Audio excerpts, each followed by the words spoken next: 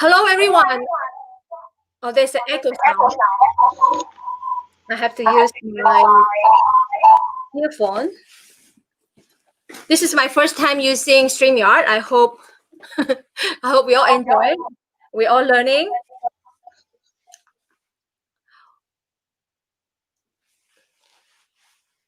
Hi, welcome, Dr. Michel Gagné. We are really privileged to have him with us today. First of all, I need to find out how to cancel the echo. Dr. Gagné, did you hear the echoing sound? Yes, it's because my phone is next to me, so that's why. Okay, I guess we have to put earphones.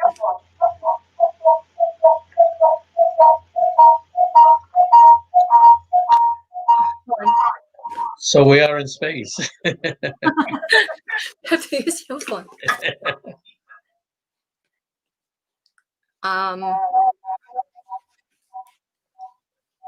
Okay, is that possible for us to use your phone? Yeah, well, I can talk on the camera, but I can hear you only on my phone.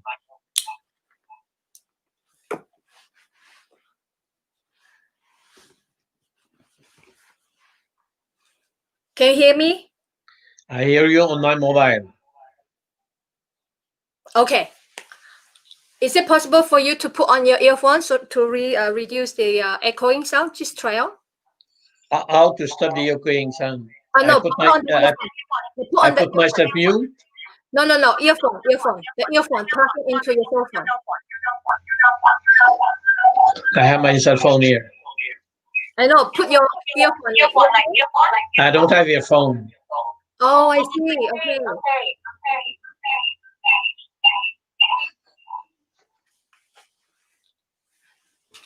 Okay. Try to put the phone away from the mic of the camera.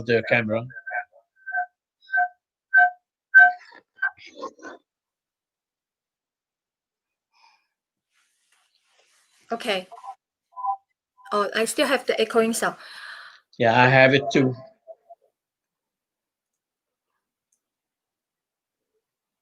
All right, let's go forward. Even though this is the first time, we're gonna come back next time for a better StreamYard experience. This is my first time using StreamYard, and always as a mental training consultant, we always want to stay positive. So here you go, the joy under stress. So this is a real practical situation to apply joy under stress. Yes, that's what it is. It's a real situation. Yeah. It's a real situation. So yeah, welcome to the channel, Facebook Live and YouTube at the same time. And this is my first experience using StreamYard. Forgive me if I am not doing it that well.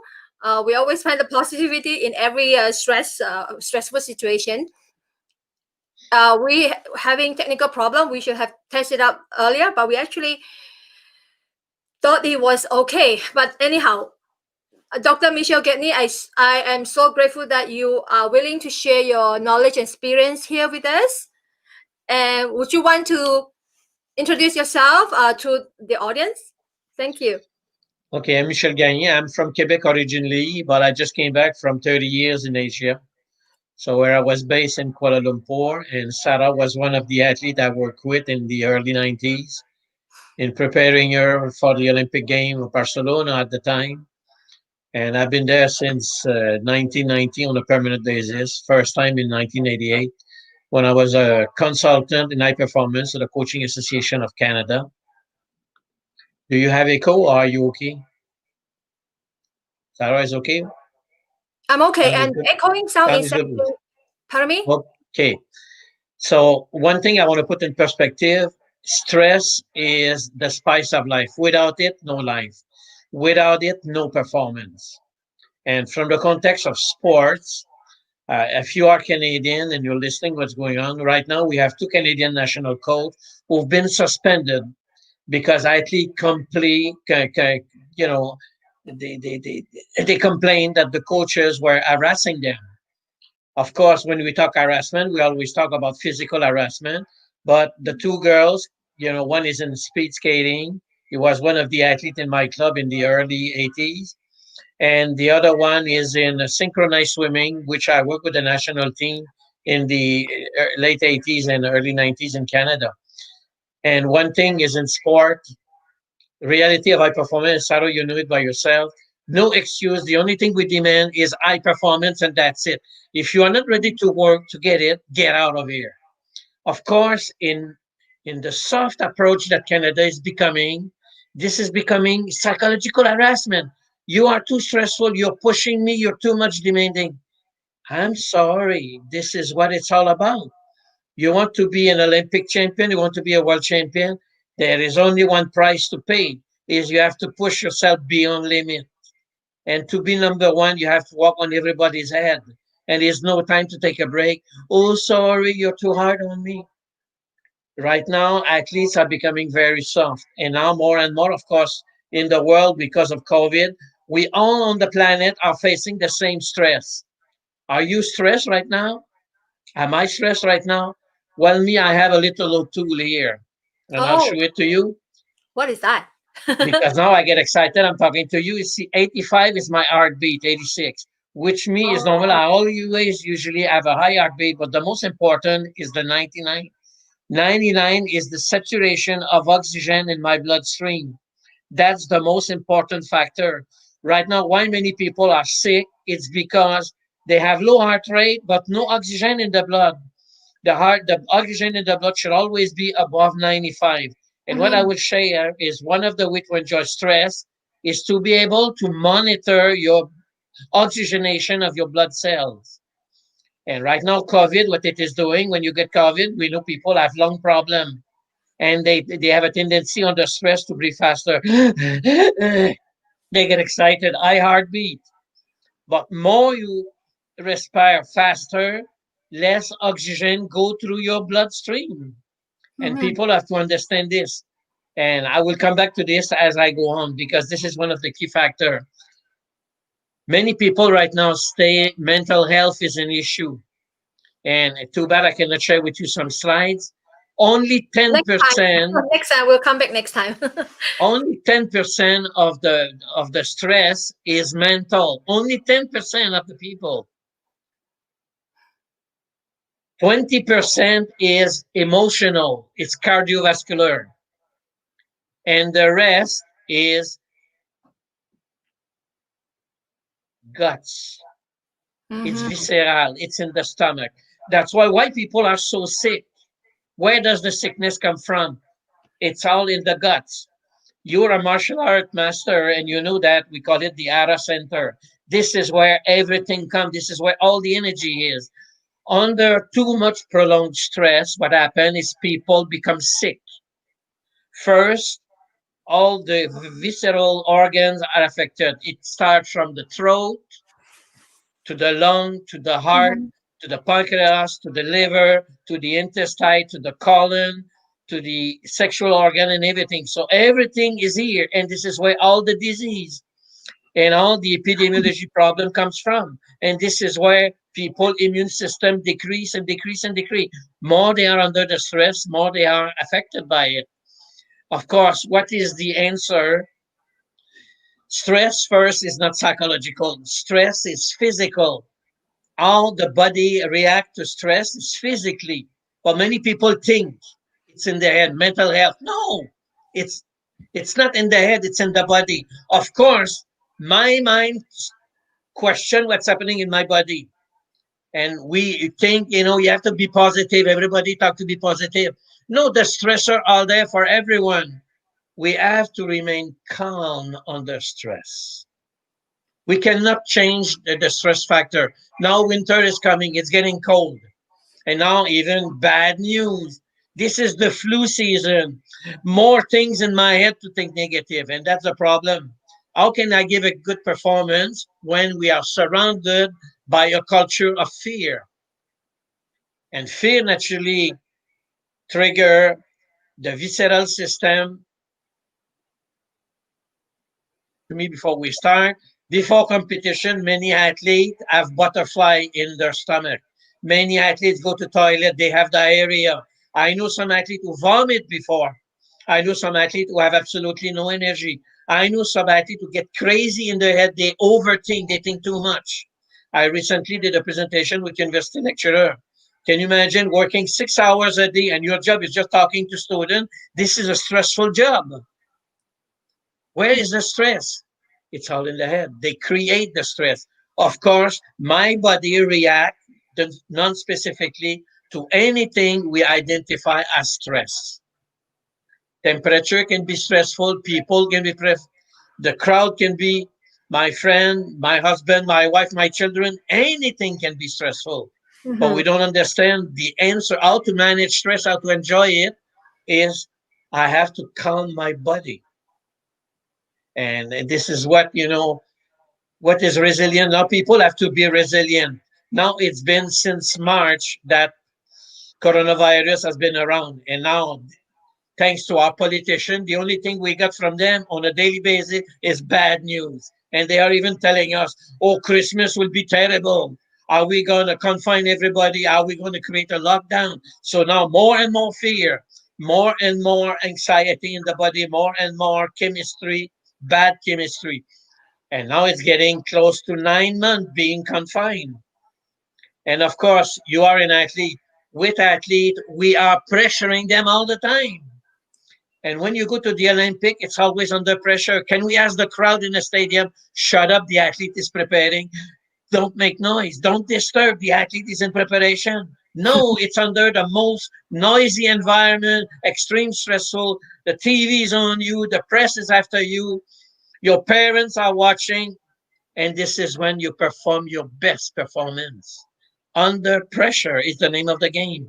And people have to learn to eat stress for breakfast. But the idea is, okay, if I am under stress, how do I know? Well, me, I use an application on my mobile, and the application gave me my stress level through an algorithm.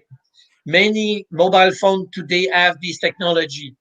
Many have the smartwatch, same thing. You can have technology now to monitor your stress level on a daily basis.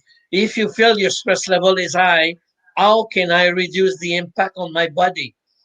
Because under stress, the human body has a tendency to react what we call the fight or flight. We have inherited from our ancestor living in the prehistoric time or whatever. In the face of danger, either you are ready to fight the danger or run away, save your life. But we live in a modern society. There is nothing dangerous around. COVID is invisible. Have you seen COVID walking the streets?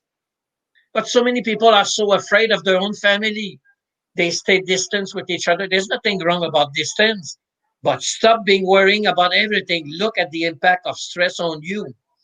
The sympathetic nervous system is activated, which release cortisol and adrenaline. Your heartbeat increase. Cortisol release the energy, which is good for performance.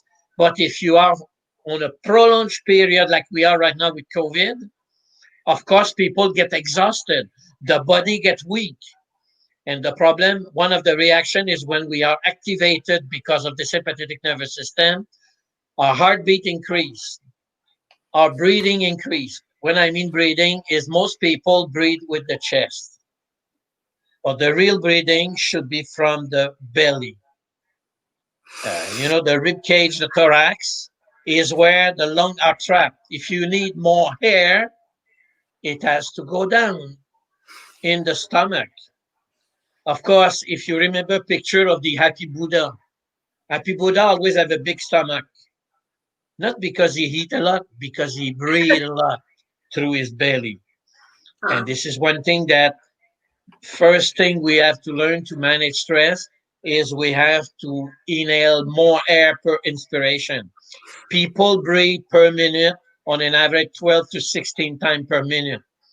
If we had time, I will do an exercise. I will say, put one hand on your chest, put the other hand on your belly, We can and do it for now.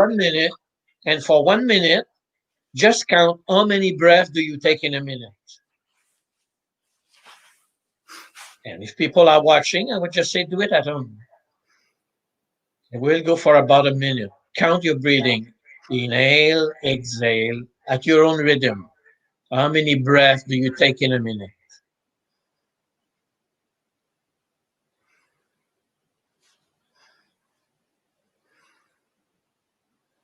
We're getting close to the minute.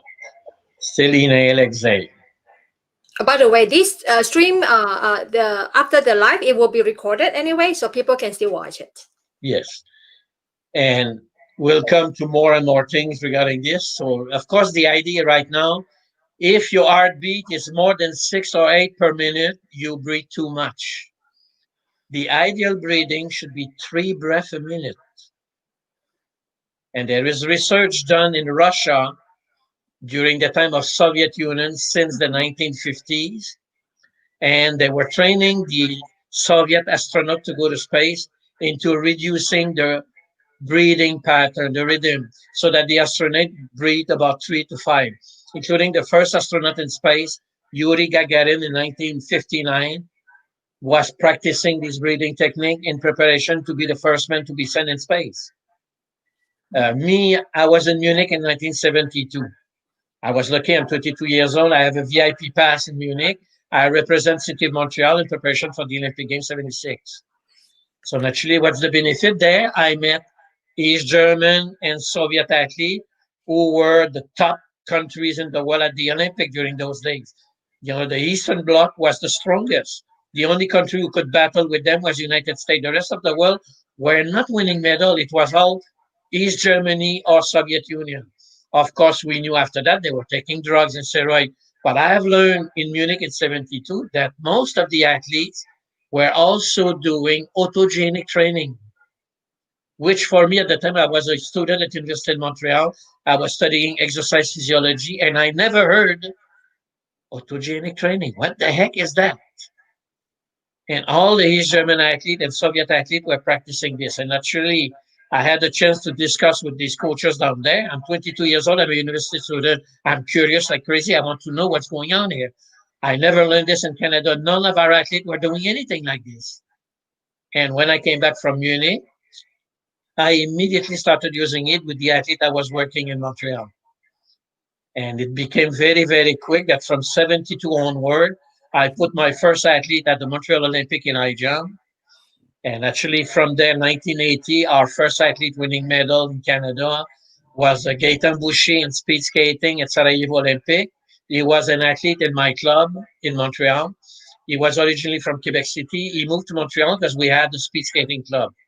And in my speed skating club, naturally, the athletes were all practicing breathing technique and autogenic training, which basically learned to relax.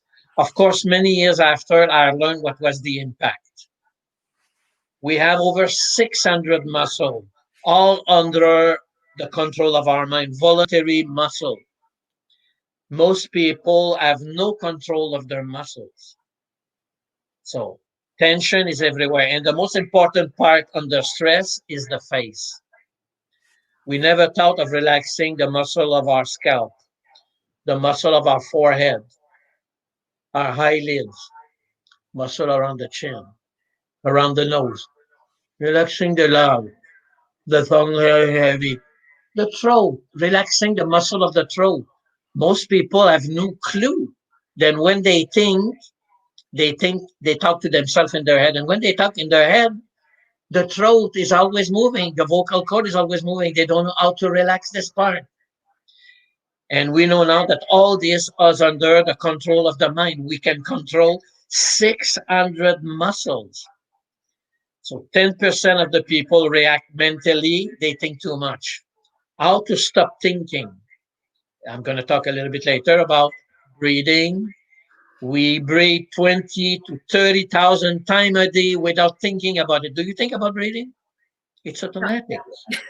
Unless Since we are born, we're born with one breath and we die with the last one.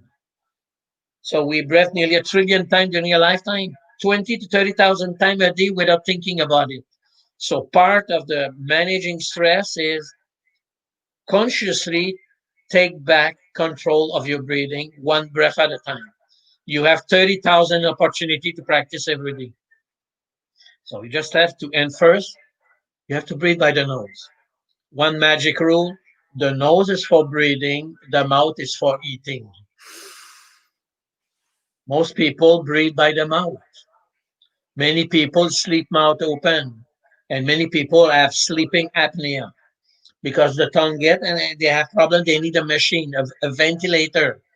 And of course, what they do with COVID people, ventilator. The problem is the lung because people breathe automatically, unconsciously. You have to understand what is consciously breathing. It's the lung. The lung go up to the shoulder, in the chest, and where the lung can expand the most is in the stomach. By learning to push down at inhalation more air. So instead of inhaling through the chest, we should inhale through the belly. And look at any newborn baby, when you put them on their back, they play with their belly, big belly breathing. This is the natural way of breathing of a baby. But as soon as we start standing up, the breathing becomes chest breathing. And for women, it's even worse than men. And now with the culture of fitness, everybody go to the gym in this 21st century. So this is the six-pack culture. So I have a flat tummy, I'm a muscle man and a muscle woman because now women want to be as muscle men as men. I used to have six pack too when I was an athlete. What I call this now, it's all constipated. How can you expand your breathing when your muscles are so tight? You have to. Unfortunately, many people call it beer belly. It's not a beer belly, it's breathing belly. Breathe by the stomach. We should enjoy big stomach breather. This is healthy way. Plus, when you breathe through your stomach, through your abdomen, you massage your internal organ. You massage your intestine. You massage your stomach. You massage your pancreas, which you ease the peristaltic movement and ease digestion and ease evacuation of whatever. So many people have digestive problem because of stress. Mm. This is like a block of cement. How do you think excrement can get out when it's so tight? It has to be relaxed so that nature do its job relax. Have you ever seen an animal with six pack? Look in nature, all the animals have a belly. They breathe naturally and they don't go to the gym. But we are in a culture of fitness. And now people are frustrated during stress. Oh, I cannot go to the gym. Sit on the floor and breathe slowly by the belly. So this is very important.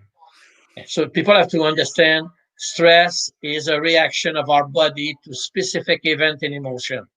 And now in the world, we're all facing one, COVID, COVID, COVID, the invisible COVID. Even now, they don't even know, is it coming through aerosol or not? And aerosol, how big is a particle of aerosol? Have they ever thought about the size of aerosol? In 2003, there was SARS in Asia. I was in Asia. In Asia, they measured SARS particle in the air. SARS was airborne. Now they're not sure that COVID is airborne, but SARS was airborne.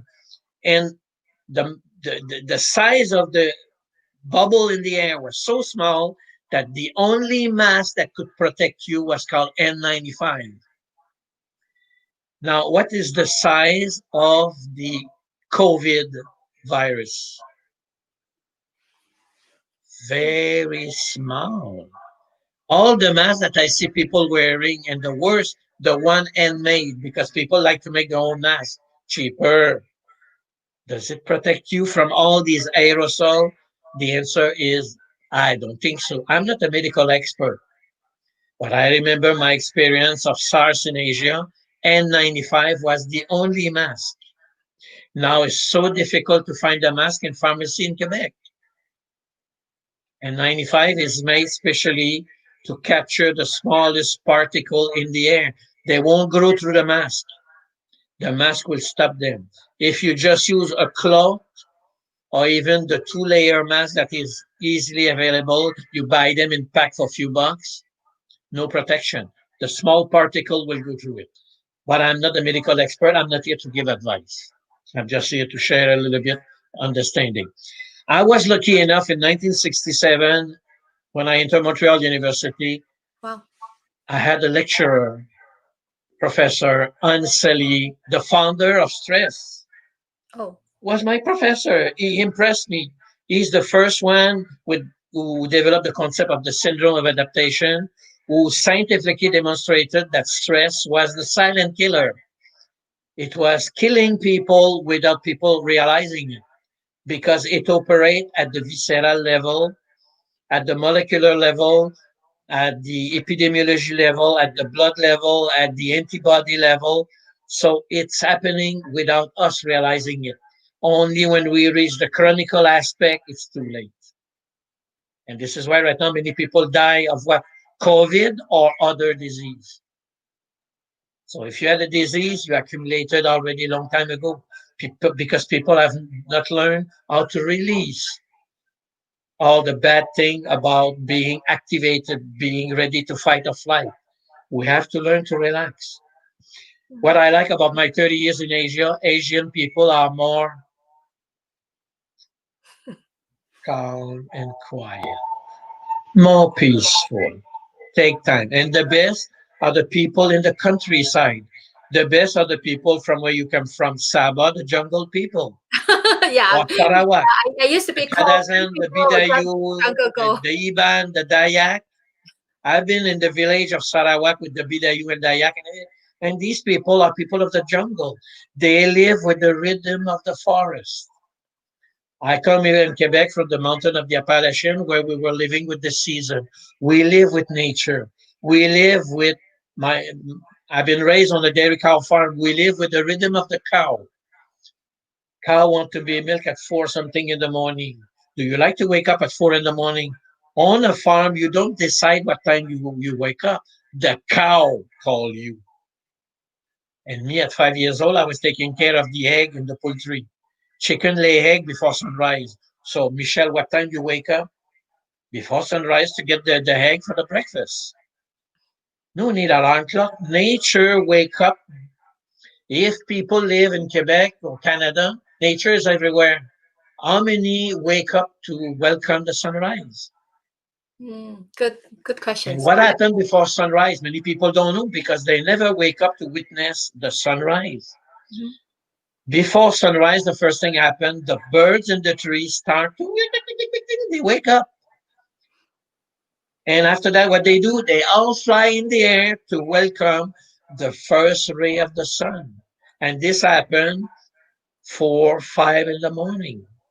It's early morning that nature wake up. We human need a clock and an alarm clock. I've never We used cannot alarm wake clock up when because we are disconnected from nature. We are no more natural. We think that because we think we control everything, but we have lost control of ourselves. So naturally, I've learned from Dr. Anseli, and of course, he captivated me since that day. I was studying exercise physiology, and my dream was psychology. That's why I become a mental trainer, helping athletes facing stress in competition and in training to cope with it and to be able to tolerate more and more pressure, more and more stressful events. And this what brought me in 1990 permanently to move to Asia to help Malaysia from a zero country in the world to become a well-known country now, winning Olympic medal, including gold medal for Paralympics. And you, Sarah, were an example. You were Asian champion in Taekwondo, beating the Korean on their home ground, proving everybody around. Who say that you, a Sabahan, supposed to be fat, could be Asian champion? Nobody believed in it. You remember that?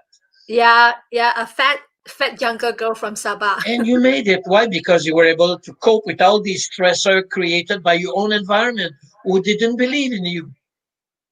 And this is what I do for the last 50 years of my life, helping athletes since 1967 and business people to cope with the reality of life. Stress is the spice of life. Without spice, food will be boring. Life is the same. Without stress, life would be boring. And now I'm living with athletes who are retiring. So difficult to retire. When you live a stressful life, enjoying it, how can you go back to become a normal human being under no stress? I Just going shopping, grocery, lining up with everybody, keeping, your 2 meter distance. This is killing them. There is not excitement in normal life. It's difficult when you have been used to cope with stress, to live a boring life for ordinary people. And ordinary people, we live in a world that say there's too much stress in the world, too much stress. No, there's not too much stress. People have not learned to live with it, have not learned to take more. You want to improve yourself, you want to better yourself, you have to do it under stress. And this is what many people have to understand. And I will repeat, 10% of the people react to stress cognitively. They think too much. And we live in a world, we say everything is in the head, left brain, right brain, logic. 10% reaction is in the head. But now government, like here in Quebec, the last few weeks, the government of Quebec have allocated 350 million for mental health, for psychologists, for social worker, to try to solve what's happening in the head of the people. 350 million and not $1 to reopen the gyms.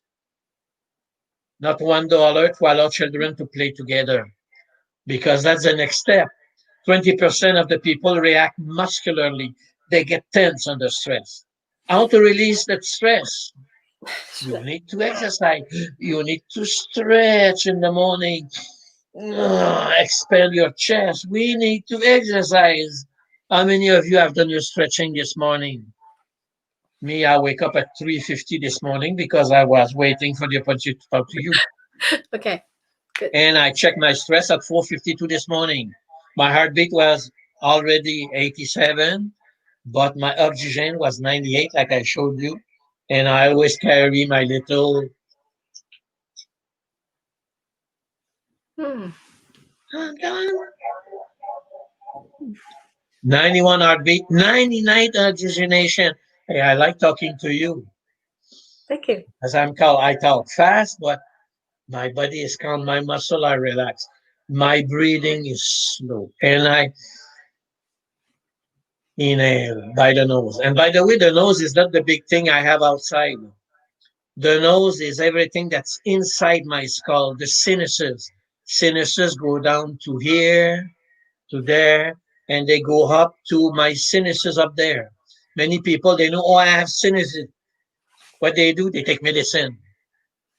No, you have to learn to slowly inhale and let the air go up your sinuses. And there is cavity. Me, I always say the nose is like a cavern, a cave inside the skull. We have to follow the air going up and then moving down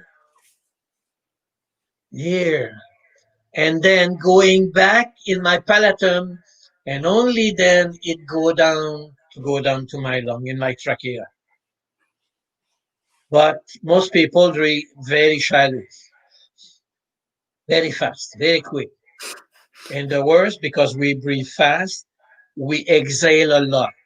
Most people are not aware when you inhale, the air you inhale is 21% rich in oxygen. So in the air outside, there's a lot of oxygen plus other things, nitrate, CO2, and a lot of things. There's a lot of things in the air, but the most important is 21% again. So when we inhale, even when you wear a mask, the mask doesn't block the air to go through. It blocks the particle, what is in suspension in the air, the dust. If you breathe by the nose, that's why we have air in the nose. What's the purpose of the air in the nose? Is to filter the air, plus to moisture the air.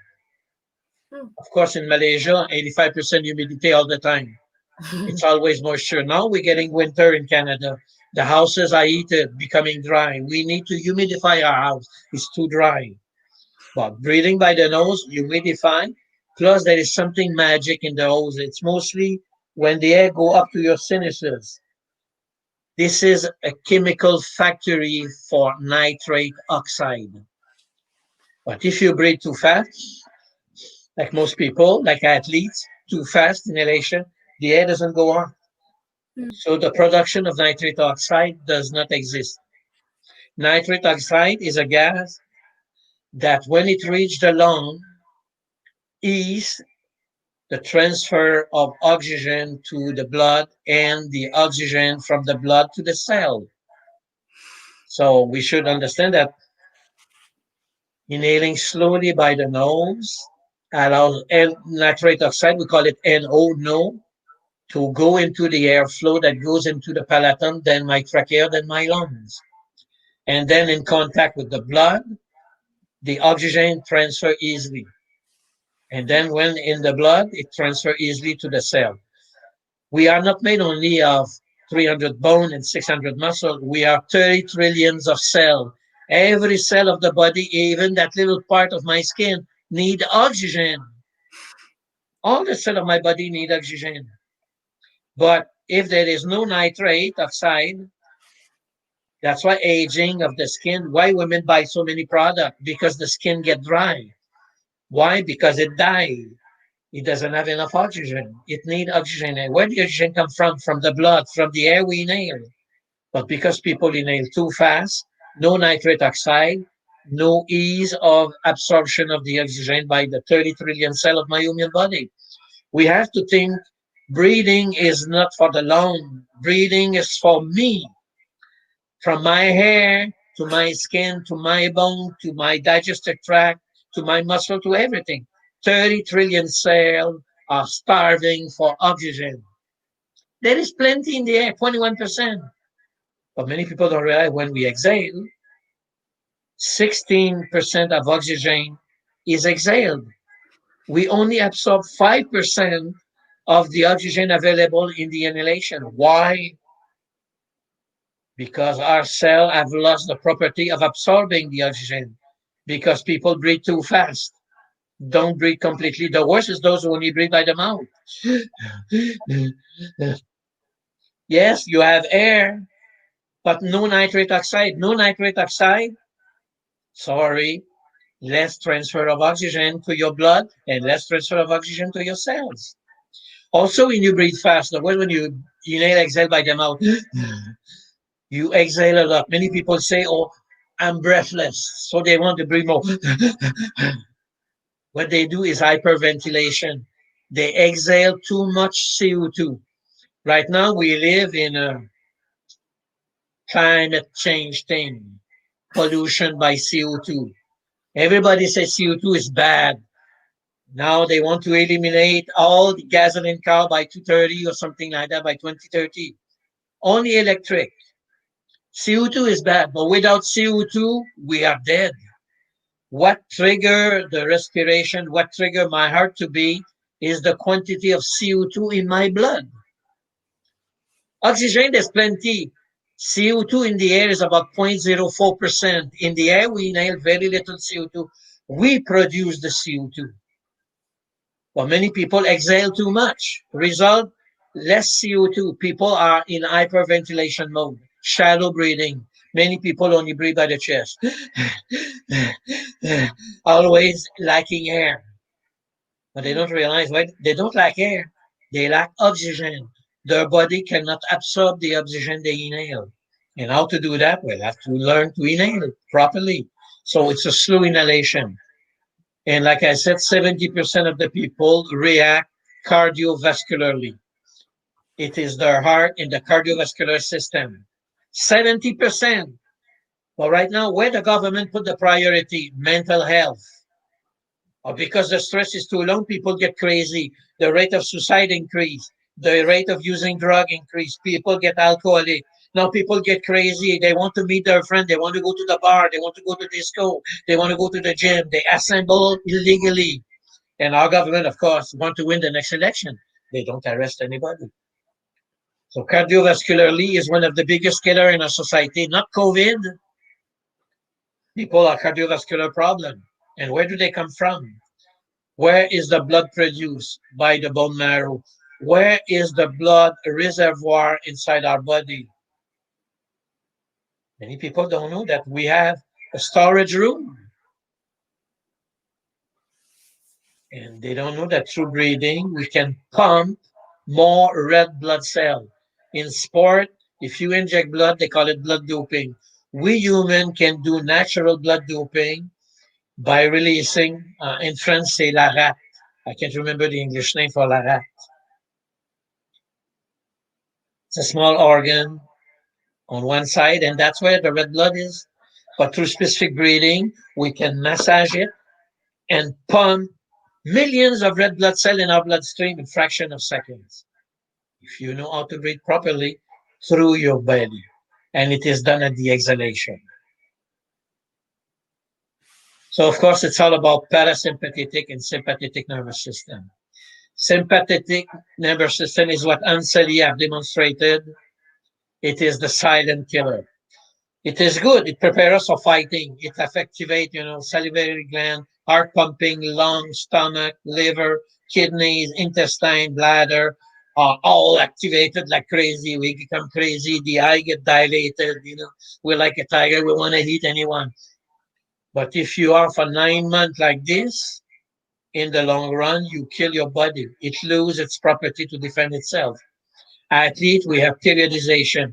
After high intensity training, we take a rest to allow the body to recover, to regenerate. Right now, should we give a break to people?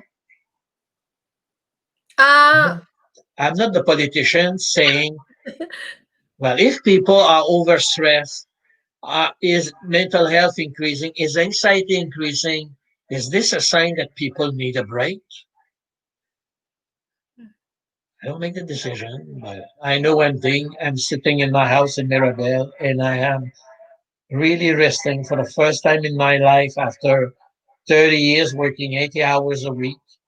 For the last 9 months, I'm finally resting, being calm. That's why I like to control and play with my little toy and enjoying seeing my heartbeat always high, but my oxygenation always high.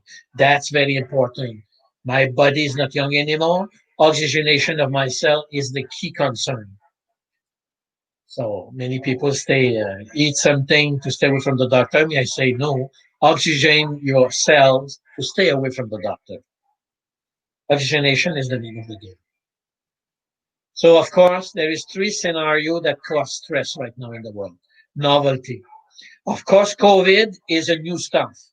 Well, I was in Asia, I experienced SARS. I was blocked in Singapore during SARS. Singapore was totally locked down. Nobody on the street, nobody in hotel, nobody in restaurant, nobody in shopping. It was a lockdown. I was there.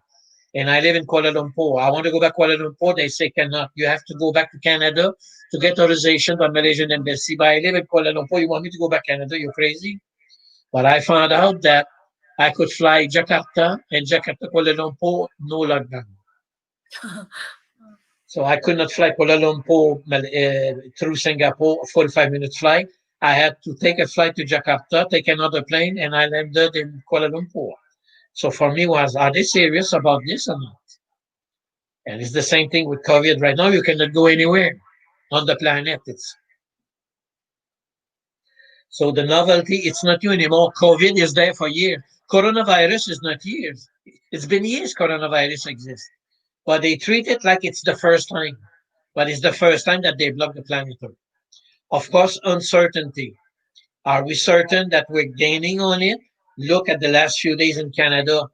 More and more cases. Look at the US. It's crazy.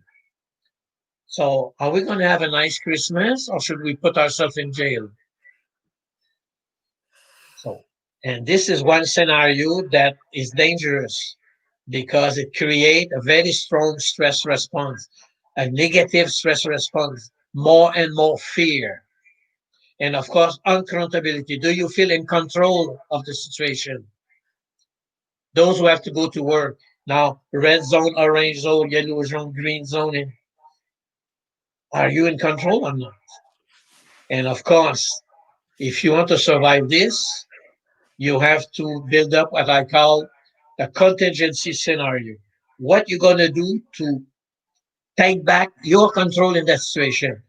So how you face novelty by habits. Do you have good habits? Good eating habit, good breathing habit, good sleeping habit, good exercise habit. The problem now, the culture of going to the gym, the culture of going outside in group, the culture of playing team sports. You don't need equipment to do activities. Move the furniture in your house, put a carpet, or go and buy a yoga mat and exercise. You want to lift weight, take your grandmother and lift her over your arm. But we are pre-programmed to be a social consumer of activities. Now we are deprived, very stressful. Go back to nature. Me, I've been raised in the country. I've never been to the gym of my life, but I climb trees a lot and I cross river and I climb mountain and I run like a nuts after the cow and the horses and the chicken. I run after the chicken quite a lot. So exercise in nature is everywhere. But of course, we are living in a culture of urbanization. People are trapped and confined in bird cage and building.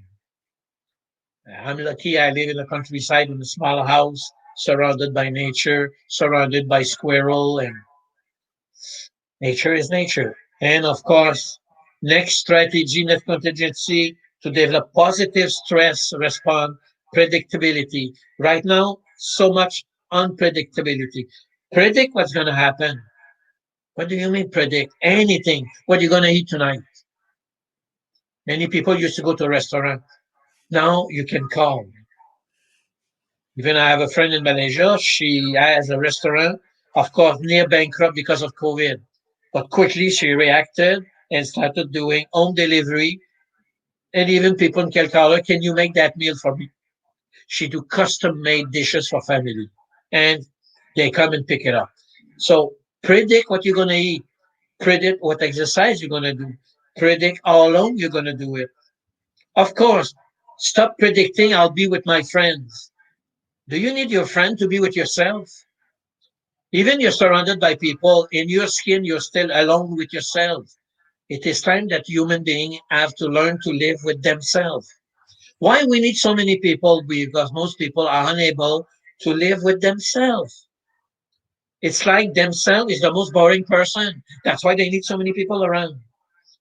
Me, I'm never alone. Me, myself, and I. I have three people, me, myself, and I. And me, myself, and I is never boring. I get excited with myself. Sometimes with other people, it's getting boring. They have nothing to talk about. Or they only talk about the news they read on the news. They never read books. They never research by themselves. They don't have friends all over the world. I'm happy that I have friends in over 150 countries. And of course, my email is busy, asking questions, getting answer, and replying and talking to you, Sarah, and your friend. This is what it's all about. We don't need to be physically with people. We have to accept to be with ourselves. Because in the end, we came alone in this world and we're going to go back alone in this world. We come from the divine and this is where we headed. We just don't have the date of expiration yet. But we have to learn to live with ourselves. Can you imagine if you cannot live with yourself? How can you live with other people? Must be terrible for other people to live with you. You cannot even live with yourself. So we have to go back at it, predictability. And the next one is, of course, discipline. Are we disciplined enough? Uncountable. We don't control what's happening, but can you discipline yourself? I can control what time I do this, what time I do that, and how much I do this and how much I do that. And you know, as an athlete, self-discipline is the key. Athletes wake up by themselves. They don't need an alarm clock. They have to do their training, and they don't cut the corner. They do what they have to do, and it's under pressure. That's it. And you need discipline. Human race is not disciplined. That's why people break the rule right now. They say 75% of the population follow the rule of confinement. Because of 2025, we respect nothing. They continue to meet. Then coronavirus move around. If people can understand one thing, the virus doesn't have any leg and wings. It's people who bring it other places. It's people who travel with the virus. How to stop the virus to propagate? Stop moving. Stand still. 2 weeks. Can you spend 14 days with yourself alone? Most people can't. And they are not disciplined to do it. That's their problem. We live, unfortunately, in a grown up body culture, but all teenager living in grown-up body. People behave like children. Children are more disciplined. Children wear their mask without questioning, and they play with it. It's fun. They even draw a smiley face. Adults go to work and they're unhappy. Why? So hard to respect others, protect them from you throwing them, and protect yourself from them throwing at you. Is it that hard? You need discipline. People have no discipline. They need the police. They need the teacher. They need my father to punish me. They need my mother. They need, come on, give me a break. Athletes become Olympic champion because of self-discipline. They want to be champion and they accept the rule of the game. Give me a top performance. Stop complaining. Do what is required. That's it. To be number one, you have to walk on everybody's head, including your best friend. In the arena, you know, when you were fighting, my best friend, we're fighting together. Sorry, you were there to enter my arena. I'm going to kick your butt. That's what the champion is all about. No friend in the competition. Friend before, friend after. During, you're my enemy. End of the story. And in business, it's the same. Why you're in business? Or to make money, to be the best, or just to get a paycheck? People are low achiever. People don't want a stressful life. Everybody want to be rich, but nobody want to do what is required to be. Discipline is the name of the game. So of course, one of the big problem with stress is not being in control because it elicits the high negative stress response. Control is the name of the game. Government should give more control to people, give them option. Right now, the only thing they say, vaccine, vaccine, vaccine. Is this the only option? When we're going to get it in Canada now, they say maybe by the end of 2021, we're going to vaccinate all the population of Canada. Are you telling me I'm going to wait another 14 months to feel in control of my health? Do you have a better news to give me? Because right now, this is worse. And another factor, COVID, it doesn't seem to disappear. SARS is still there, H1N1 and whatever. And stress, how it happened, it has been demonstrated since anciently. Uh, the body react more strongly to expectation of mental or physical harm than the actual harm itself. Many athletes are afraid in competition more before than during. When you were fighting, you fight with a broken leg. Were you afraid before, but when you fight, were you thinking about your broken leg? Or you just fight? Just fine. So the fear of what can happen is worse than the thing itself. And it's the same for everyone. The fear of catching the COVID is worse than having it. Have you seen how many cases have recovered? Or how many people think if I get it, I'm going to die? They fear death instead of give it to me so that I can survive. It's the same COVID, mindset totally different. So the apprehension, the fear is worse than the thing itself. So COVID, it's just a virus. Me, I like to say it's just another flu. They gave it a funny name, and coronavirus is an old name. It go back in many years. It's been many years COVID exists, but this one they gave it 19 because it's 2019 or whatever. And I leave the expert make the final decision. If you're in doubt, go get a test. If you are sick, if you need hospitalization, go hospital. If you need treatment, get the treatment. But as much as possible, take control of your own protection. Stay away from people. Stop moving around. And if you have the COVID, stop bringing it with you everywhere you go. Keep it to yourself.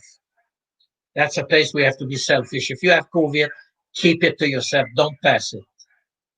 So, of course, under stress, sympathetic nervous system trigger cortisol, adrenaline, which is good for performance, which is good because it gives us energy.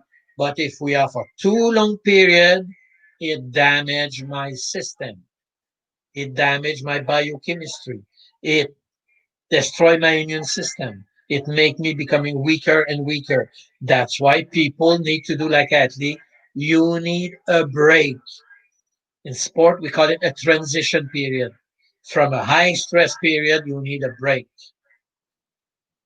Not everyone can go to the south even now with restriction of traveling.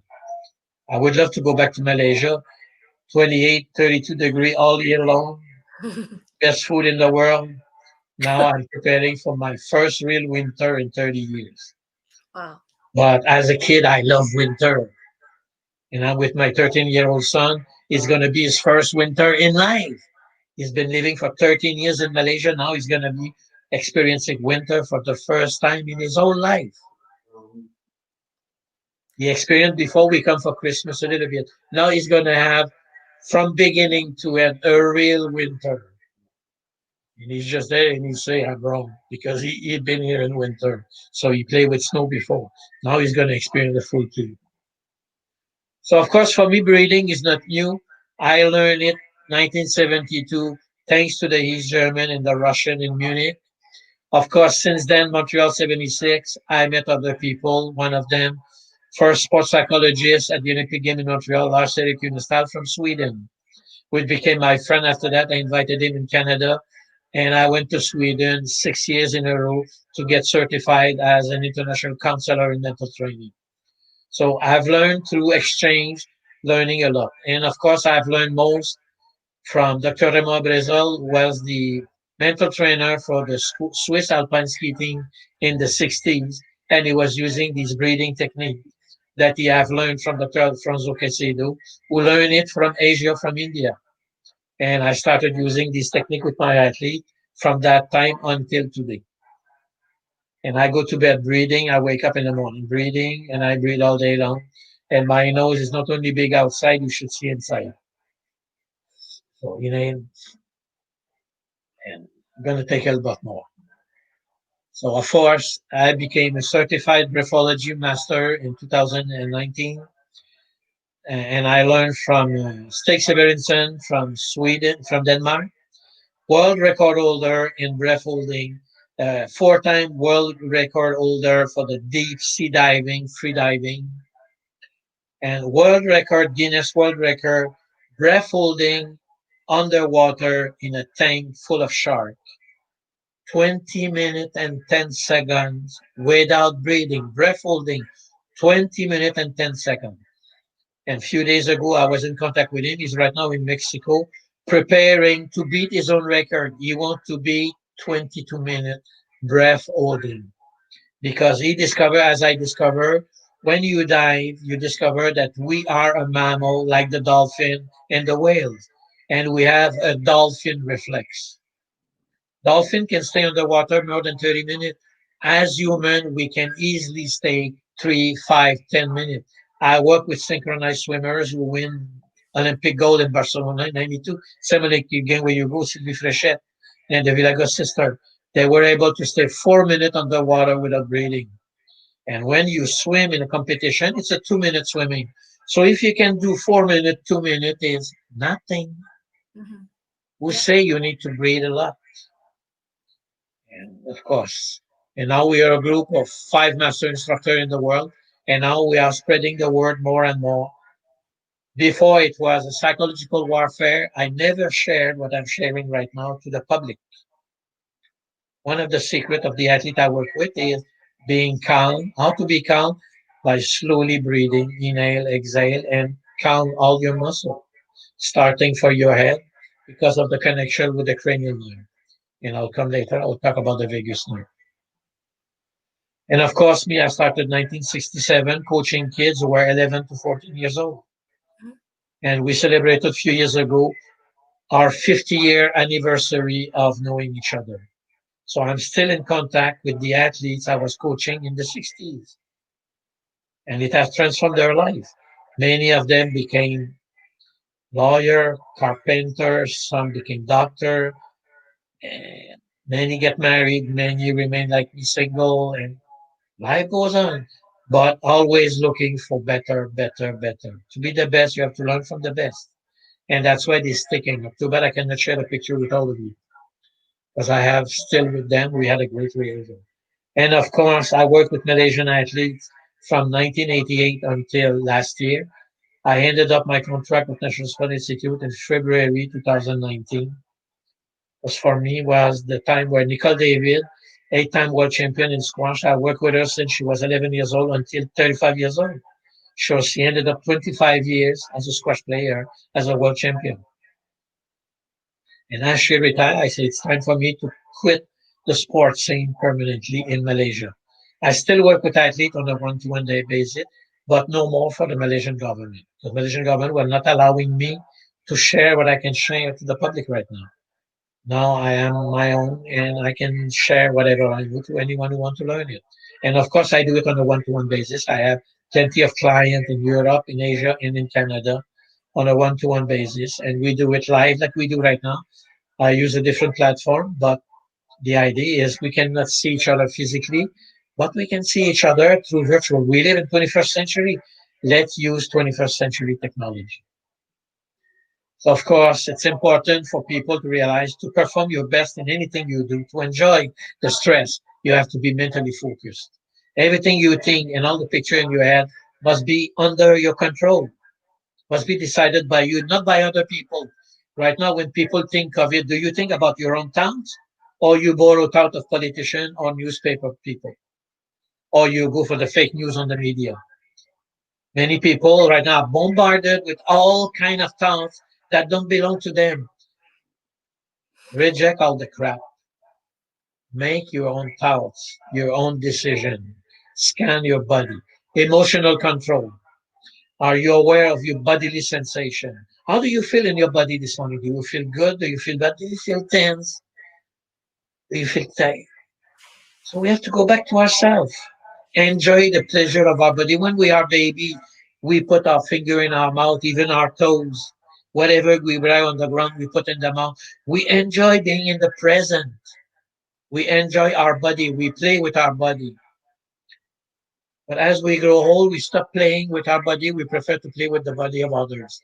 But now with confinement, we have no right to hug each other. French Canadian. I love to hug and to kiss. Now cannot touch, cannot kiss. What does that mean? Well, I have to change my habits. And of course, we must still feel good. And we must praise the Lord. Thank God I'm alive again today. Thank you. Gratitude is important. We must bless every day as a new day. And today is only today. There is no tomorrow. There is no yesterday. The only thing that is real is today. So we have to live today with our senses, see with our eyes, hear with our ears, smell with our nose, taste with our mouth, and feel with our hands, our touch, our skin. Wherever there is skin, we have the touch feeling, changing clothes, changing fragrance, changing food, taking the time to taste the food instead of just swallow it and prepare the food, play with the food, enjoy, be alive, the emotional control, and of course, physical action. So the task at hand. Of course, many people say, I am deprived of my work because now people work from home. So it's a new way of working. I used to work in front of people. I'm a trainer. I used to work with people in front of me. Now I have to adapt 21st century and COVID time. Distancing is a reality. So I have to adjust, no choice. Physical action. I am trapped in my house. So my mobility is not the same like if I am in Malaysia. And here, now it's -2. No need, no go swimming, no nothing. So I have to adjust reality. But we have to keep this body alive, this body active. And you know my condition with my amputation. I have lost the mobility of my two legs. I'm still waiting for prosthesis. But I still have to remain active. I still dance on my chair. So listen to music. I love classical. I love ballet.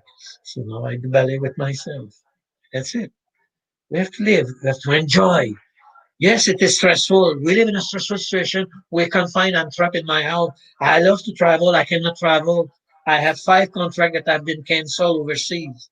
I was supposed to go San Diego. I was supposed to go Guatemala. I was supposed to go Germany. All canceled. Man, thank you, COVID. You damage my pleasure. But I can travel in my head. So I look at the, history and about, ancient site of Guatemala and everything. And I'm going to Germany in the Black Forest. I've never been. So I read everything I can and I look on a lot of YouTube video about the Black Forest, including World War II timing. So I travel virtually. I have no choice. And of course, it's all mind and body connection. Most people live bad in their body because their mind is not connected. Their mind is somewhere, but not with their body. Your mind should be where you are. I always say you must think what you feel that you do right now. You must do what you feel that you think right now. You must feel what you think that you do right now. Nothing else. Mind, emotion, body together. It's harmony. And thank my 30 years in Asia, I met so many Buddhist monks in Thailand. And what they do for daily, they wake up in the morning very early with their bowl to get rice donation. This is their food of the day. What they do the rest of the day, stand still, meditate, relax, hoping to reach enlightenment. So peace, peace. But their mind must be in line with their heart and in line with what they do. Of course, when you stand still, what do?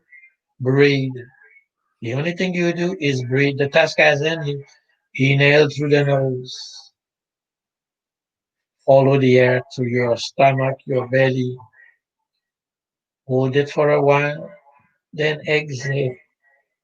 So your task at hand is, and that's what I love about these monks, they can do this for 8 hours a day without falling asleep because they are mentally connected to the emotion and the experience of the body in a standstill situation for hours. They can live by themselves for months and years. Of course, they decided to sacrifice the physical world for a more personal, internal, spiritual world. And it is their choice. Of course, I learned a lot of things from them. I had the chance to go to Soviet Union, to go to St. Petersburg to work with one doctor, Vincent Korotkov, who worked with the energy field of the body. And of course, he demonstrated, like the Hindu know for 5,000 years, we don't have one brain. We have three brains. We have what's inside the head, and the brain is not a computer. Stop making analogy to computer. Computer have they developed because of understanding of the brain. But stop comparing the brain to a computer. Computer try to copy the brain. We should not copy the computer. And the same thing with we have a brain for the heart, the emotional brain, and we have a brain for the guts. And now more and more people are talking about this brain. Some people, since I'm back in Quebec, they talk about the second brain, the gut brain, the visceral brain. They say it in French, it's in the viscera. So what's inside the stomach? Of course, a lot of people, this is where they have problem. Gastric problem, gastrointestinal problem, digestion problem, cancer of the colon, and all these kind of things. It's all there. But how to get back in control with this? You have to master that brain. But we go to school to master that brain. The only brain that counts in our world is the cognitive brain. What about the emotional brain? Do we teach people love for all? Now we have a diversity issue in Canada, the N word and the multicultural. And of course, people talk about the lady wearing all this. And I remember the time they were talking about lady covering their face. Now everybody cover their face. We don't talk about the hijab anymore because everybody look as we live in a world that is changing and we have to adapt to change. The survival of the species are those who adapt to change. And we have to adapt to change. So of course I learned a lot of things. I can share a lot, but this is what comes later. So I'll go back to basic. Breathing is by the nose. And we have to realize left and right nostril are connected with the two part of the autonomic nervous system. Left nostril is parasympathetic. Right nostril is sympathetic. So you want energy, block your left nostril and only inhale through the right nostril. Because not only once, you have to practice to make it an habit. You want to relax? Block the right nostril.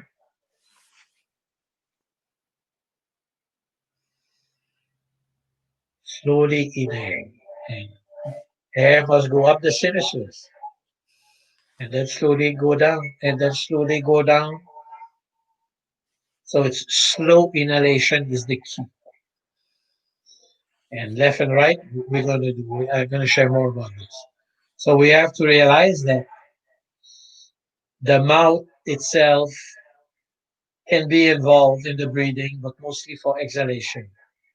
And to get energy, very strangely, to strengthen one muscle, there is no gym training. When you go to the gym, they train bicep, tricep, quads, hamstring, whatever. Do you have a machine for training the diaphragm? This is the most important muscle. That's the muscle connected to our breathing. And unfortunately, we don't practice it. And one way of practicing it is by exhalation. We have to exhale. We have to learn to exhale. Excuse me, I have a phone problem. Okay, so we have to learn to use our lung. We have left and right lung, and both can be used. And we have to realize that where we can get more air is down, not chest. Chest is a cage. That's why we call it rib cage. The lung are trapped in a cage. If you want to have more inhalation, you have to learn to dilate your diaphragm, and then the air can go down. So in one breath, you can inhale more air than shallow breathing by the thorax. So that's why it's very important to learn the nose breathing. And one of the best ways you can practice, like we were doing, sit on a chair watching TV and put one hand on your chest and the other one on the tummy. And focus more when you inhale, abdomen breathing. And second, then is the chest. And never take a full inhalation. When you tell people, take a deep breath. Deep breath should be about 80% of the lung. Because after that, it creates too much tension for no reason. Belly breathing, stomach breathing first, chest second, shoulder last. Exhalation should be reversed. Shoulder, chest, tummy. And you can make noise. Because when you make noise, you create pressure. And to push the air, the diaphragm has to push. So it's your gym for training your diaphragm. Okay?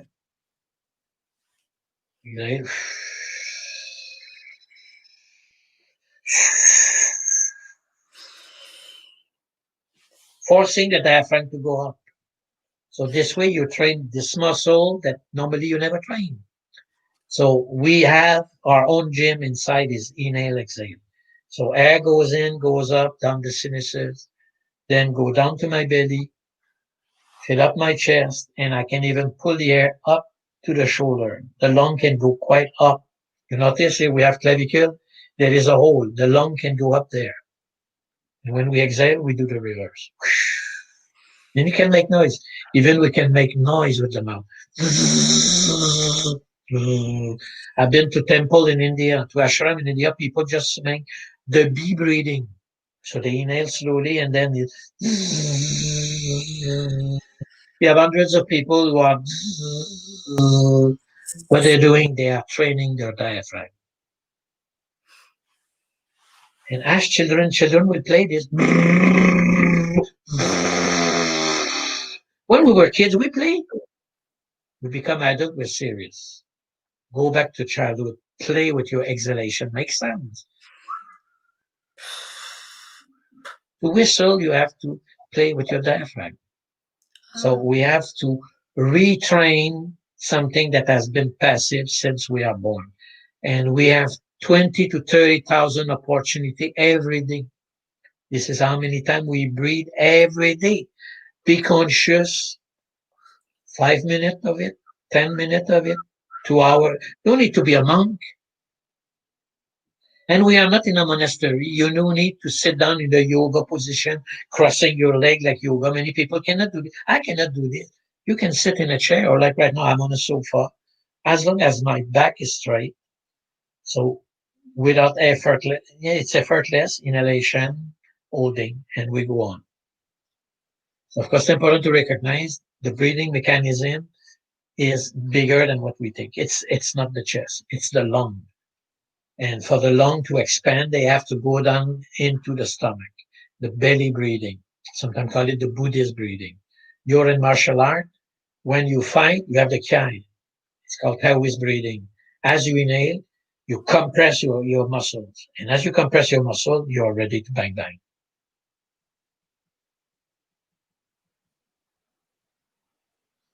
So we have to realize one thing, sympathetic nervous system, right nostril. Parasympathetic nostril is the left one. Of course, sympathetic, activation, fight or flight. Parasympathetic, rest and digest. So you have difficulty to sleep, block your right nostril and only breathe with. And don't be afraid to use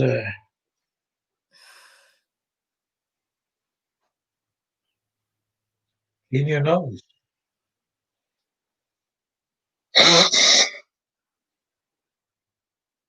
Blow your nose, like blowing nose regularly. In the Western world, we don't have the habit of nose cleansing. In Asia, many Indian, Chinese, or Muslim cleans their nose part of their ritual of prayer. So they do ablution. So they clean up all the sinuses and everything, and they boom, boom, boom, make a lot of noise. But it is in their culture. Here we can buy in pharmacy small nose cleaning device. They sell in pharmacy with the saline water, so you can learn to get water through one nostril, let the water move, and get out on the other nostril. Then you do reverse, one nostril, get out on the other to clean the airway in the sinuses. It is not yet in our culture. We have to learn to do ablution. We have to learn to clean your nose. When you take your shower, get water in your nose. Clean your nose. And of course, you make noise. Yes, clean your nose. Then you will feel fresh. When you inhale, you will really feel the air going on. You don't need medicine. Nature created water, salty water. Of course, if you like to go to pharmacy, buy the kit, they sell it. I don't have the name, but it's available. In Asia, they do call it, in India, they call it niti kriya. So it's like a cup of tea with a beak that you can put in your nostril. So you get it's warm water, and you feel the water going from one side of the nose to the other side to clean your sinuses. Many people have sinuses problem, have headache because their sinuses always blocked. Many people always have their nose always full. Of course, you can go to an otorino specialist. Always consult a physician if you have anything. Go and see for help, physical help. But if you do normal hygiene, cleanse your nose to make the air flow easy through the nose. And understand the nose is a cave, it's sinuses inside the skull. And they should be clean of mucus so that the air flow in and absorb and produce the nitrate oxide that is required to help facilitation of absorption of oxygen. How about steaming? So important to notice, easy to practice. One nostril, you block with your thumb, right nostril, parasympathetic.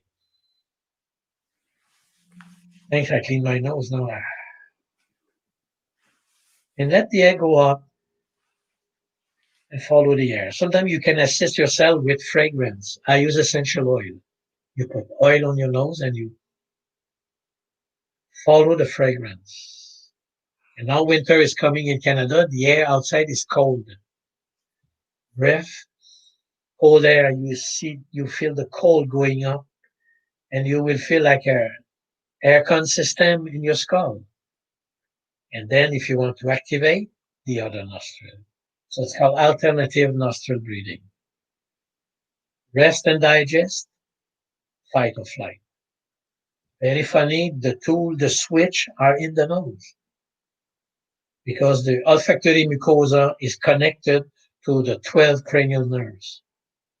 So when you enter a room at night, what is the first thing you do in a room? You open the lights.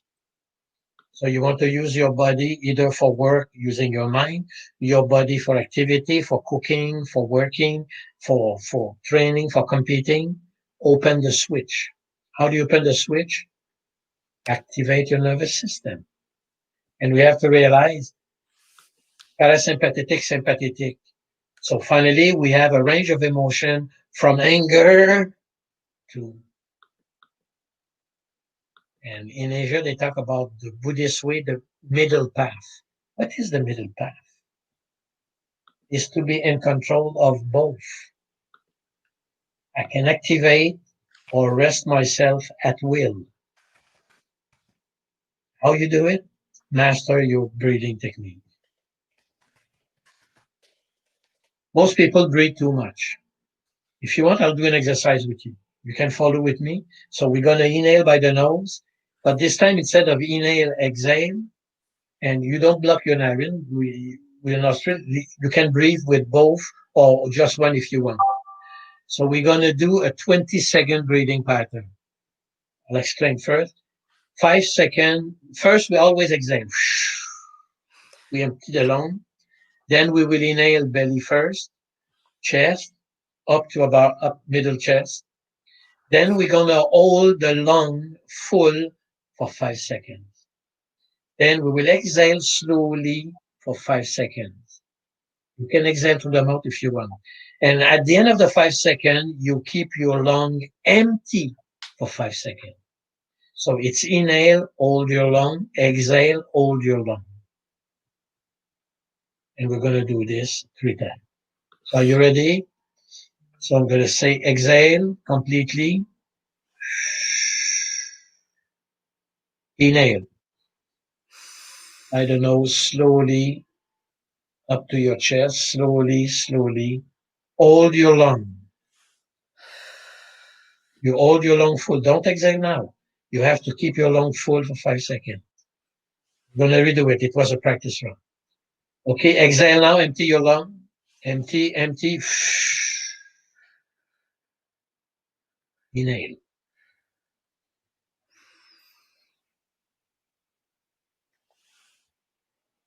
Keep your lung full for 5 seconds. Don't exhale. Keep your lung full.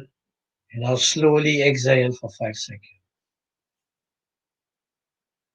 Now keep your lung empty for 5 seconds. And if you feel the urge to breathe, don't breathe. Just calm yourself. Relax yourself.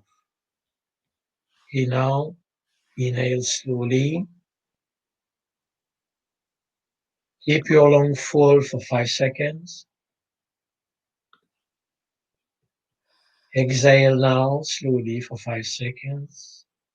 Keep your lung empty for 5 seconds. Inhale for 5 seconds. Hold your lung full for 5 seconds. Exhale slowly for 5 seconds. Keep your lung empty for 5 seconds.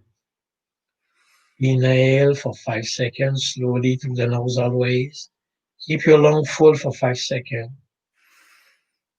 Exhale slowly for 5 seconds. Keep your lung empty for 5 seconds. One more time. Inhale for 5 seconds. Keep your lung full for 5 seconds. Exhale for 5 seconds. Keep your lung empty for 5 seconds. And now breathe normally. Do you feel any difference Yeah, in your body? more calm. Can What you do hear? you feel? Can you hear me?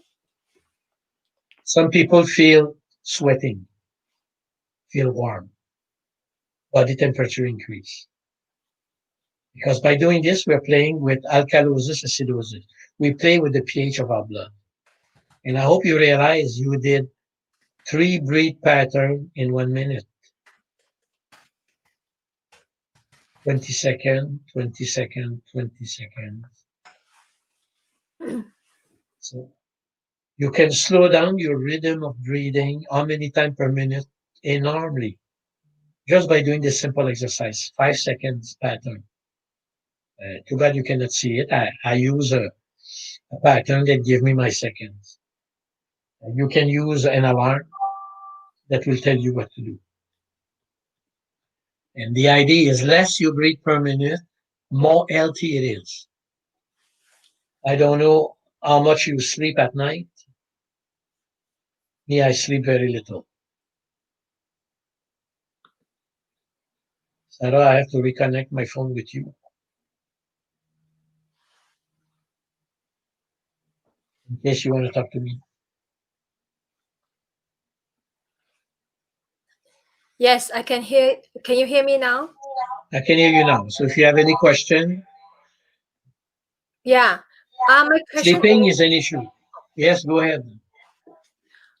what's the difference about finding humor under stress versus finding joy under stress?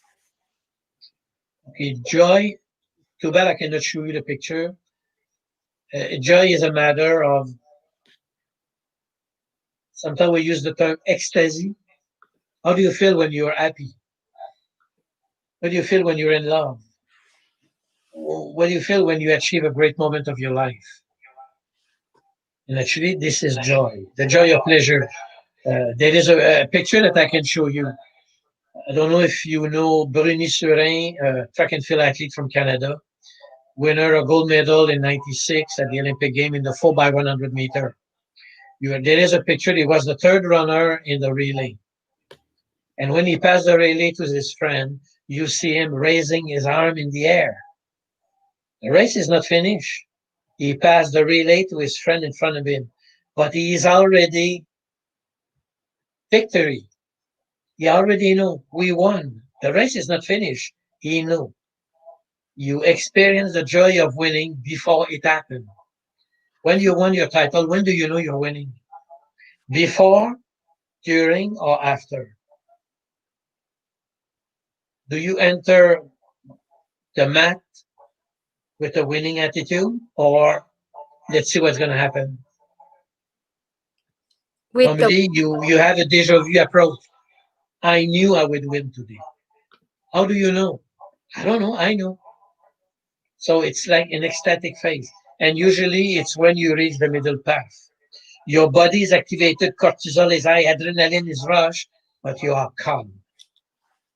You're in martial art. Normally we say the sensei will fight all his student, but he's always very relaxed. And he will beat all his student. Why? Because he has mastered the middle path. He can be highly activated, but in full control of all his muscles and emotion. And that's what finally the joy of stress is. Before it happened, you already experienced it. So you are just living the experience. The event is just confirming what you already knew. You already felt it. You know how many times I work with athletes who won gold medal? When did you know you were winning? Before the start. you can How? you I can feel it. felt it. Yeah, you can feel You feel it. It's a feeling. It's a multi-sensory feeling. It's very hard to describe. If you have never won, you don't know what we're talking about. And that's why with athlete, what we do, we have different level of competition. You have to experience the joy of winning in order to learn to master more. And you have to go stress level higher and stress level higher and higher. So you have to take more and more and more. And we go progressively. We don't go to the Olympic the first day. Most athletes spend 12 to 16 years at the Olympic before winning the first medal. And right now, there is one girl in Malaysia, Pandalena Renon, at the age of 15 in China. She won her first bronze medal at the Olympic. Now, 12 years after, she's waiting for Tokyo. No control, they delay the game. Now, her problem is she needs the pressure of competition, cannot travel, cannot compete. She used to train in China. She used to go to World Championship, European Championship. Cannot anymore. Stress is missing. Now she has to go back to the strategy of taking control, building up habits, and of course, going back to the strategy in order to get ready when they're going to say, okay, the 2020 Olympic, might not happen in 2021. It might be 2022. So the cycle of 4 years might be over forever. Of course, there is many way of training method. Yes. Oh, that's good. Can like I'm so sorry that we have to use the phone so that you can hear me.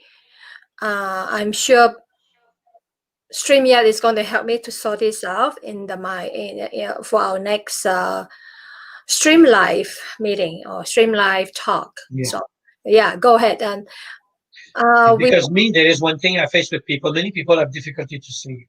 When they are under stress, they have insomnia. They cannot sleep. They cannot stop their mind from thinking.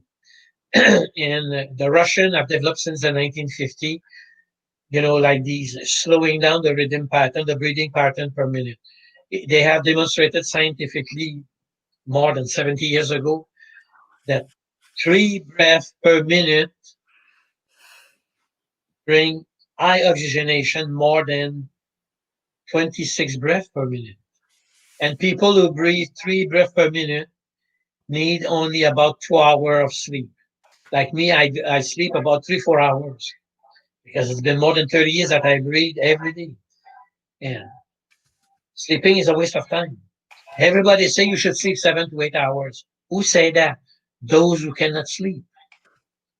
Quieting the mind is sleeping. The mind must go in alpha and theta and delta to recover. Through breathing reduction, we go in the rest and digest, parasympathetic nervous system take over. So we have training program to help people to build up new habits of breathing and to reduce the number of breathing per minute. You just did it. The 5 second, hold your breath, 5 second, hold your breath, 5 second. It was 3 breaths a minute. It's very simple. When you do it, you realize, my God, I can do it. I hope you realized a few minutes ago we did 3 breaths a minute. Without practice. This is the first time. Without practice, 3 breaths a minute. Can you imagine when you do this every day for the next 30 years? That's what the monks in the monastery are so calm. You've been to monastery before. You walk there, you feel so peaceful. Nobody is tense, nobody's nervous, nobody's anxious.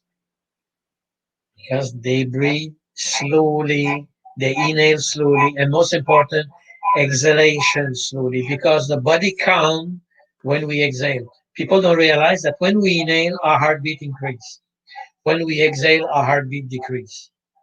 So if you take longer time to exhale, you will realize that your heartbeat slow down quite a lot.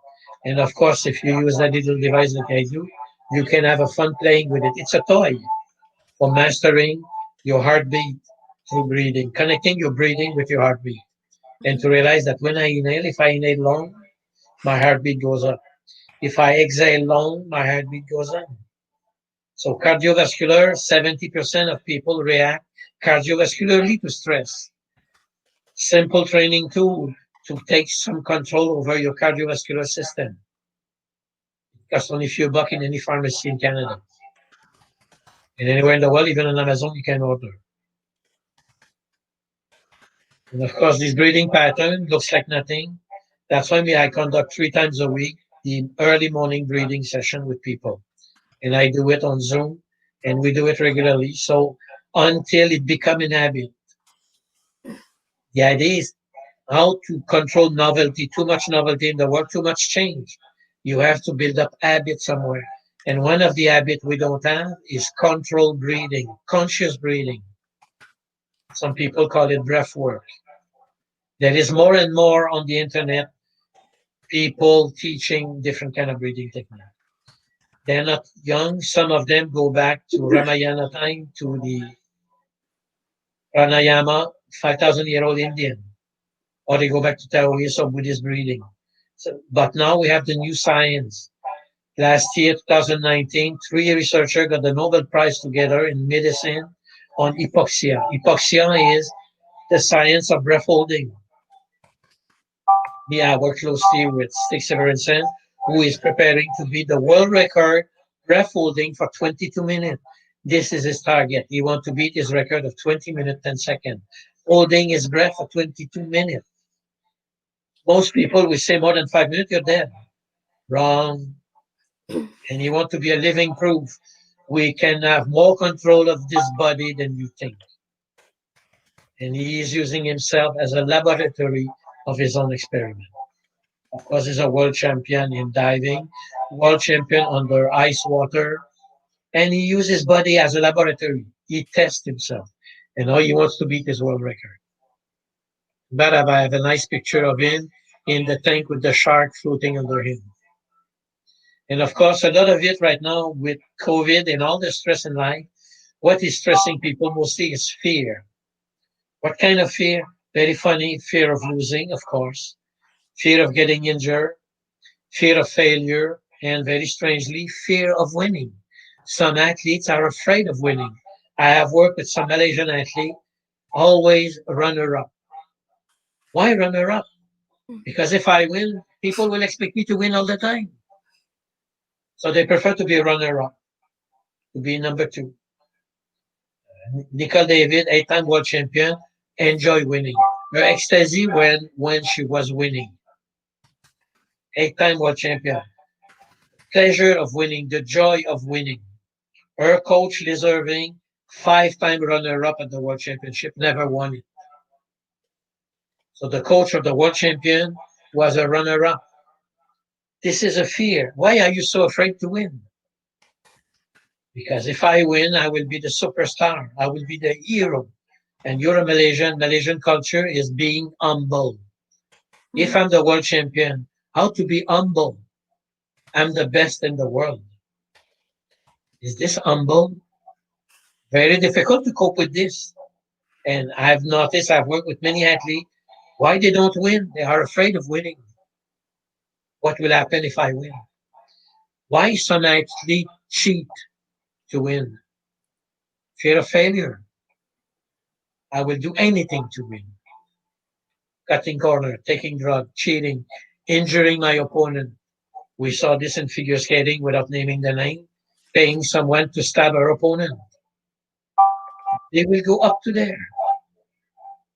Part of the difficulty. And of course, in Malaysia, all my time I've been there, I could do things I could not do here in Canada. In Canada, they will call it coercive psychology. You better win. We do camp. You remember, I don't know if you've done at the time, Sarah, Camp Binasamanga. We have this jungle survival camp that we do it, the Commando Warfare Unit of the Prime Minister, taking athletes facing fear in the jungle at night. Malaysian jungle, scorpio, snake, tiger, and darkness like crazy. If you've never been to a jungle, you don't realize at night there is no silence.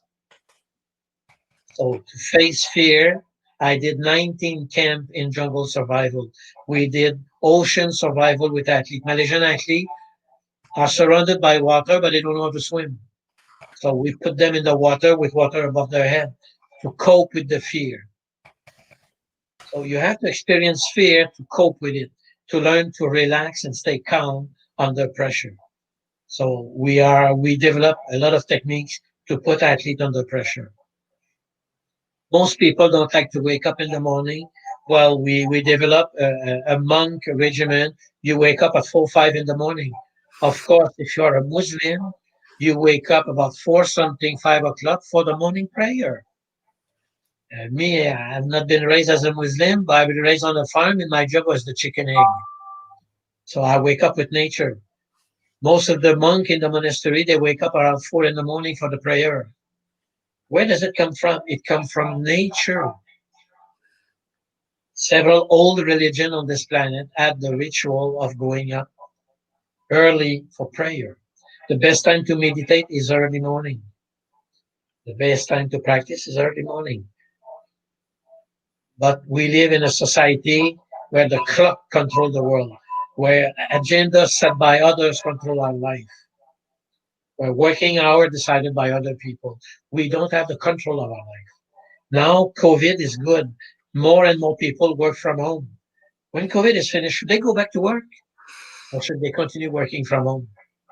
Or for many companies won't like me, I would say, let the employee alone. You pay them to work, not to be seen at work. Pay them for the work they do. not to see them sitting at the desk doing nothing. Same thing with student. People don't like many teachers, don't like distance learning. I'm sorry, that's the way of the future. My son is 13 years old. He completed his grade 8 in Malaysia from Canada, Google Classroom. And he liked Google Classroom. He is a nerd. He's been born in the age of computer. And now, of course, they're thinking in Quebec, maybe we're going to go back to this for a week or two. Go back to virtual classroom. Good or bad, this is the world of tomorrow for that generation of children. Me, I'm the old style. I like to see people face to face. But new generation are more used to technology. And why not? We have to adapt to change. We are in a world of change, and that's it. Yeah, we're experimenting a new platform this morning. Next time, we're going to do it better. And more we use, more we get better and better. And of course, I would like to show a picture. Success is happening. Olympic records are set in noisy stadium and tracks with the stress of competition in front of huge crowd. And it is the same for any kind of performance. We have to learn to be exposed to stress. Yes, it is stress for breakfast. My son go to school at 9 o'clock. Okay. He wake So up at 7. okay, do you need to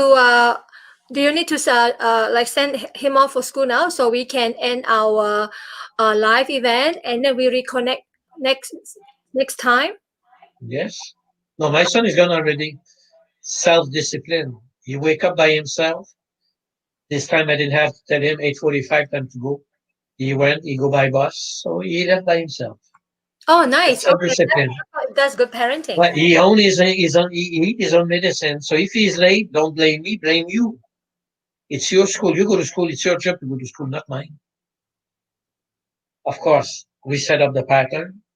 We set up the habits. But in the end, discipline belongs to him. I don't need a whip. He has to make his decision. If he failed, it's his failure, not mine.